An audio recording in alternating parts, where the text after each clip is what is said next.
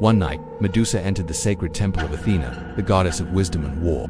She had just escaped from the clutches of the monster Typhon, and so, panting and naked except for her shield, she threw herself at the feet of Athena, begging for protection. Athena, however, was out. At that moment, only Poseidon, the god of the sea, was in the temple, bathing in a pool of water. He looked up as Medusa stumbled in and immediately forgot all about his ablutions. You see, Medusa was the most beautiful woman in the world, and so Poseidon, overcome by lust, did the one thing he shouldn't have done. He got up, walked over to the unconscious Medusa and defiled Athena's shrine, thus raping the goddess. To say that Athena was not pleased is an understatement.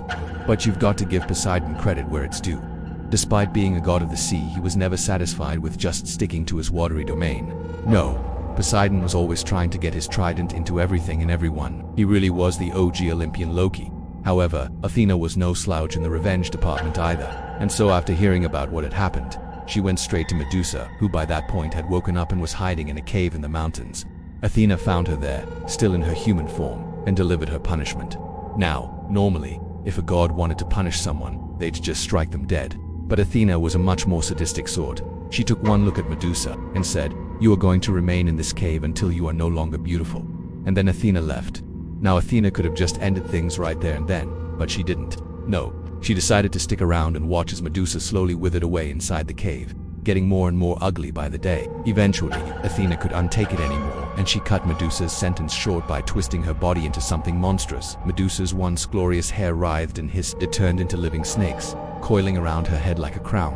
Her skin grew pale and scaly. Her eyes burned with an unnatural fire, and her face became so hideous that even a glimpse of it would kill you. Now, to be fair, we don't know if Medusa would have eventually become ugly on her own, or if Athena just did this because she was bored.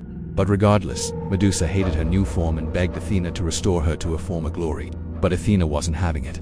She had two reasons for turning Medusa into a Gorgon. The first was to punish her for being raped, since there was no way Medusa could possibly be beautiful after that. And the second reason was to use Medusa as a sort of revenge weapon against Poseidon.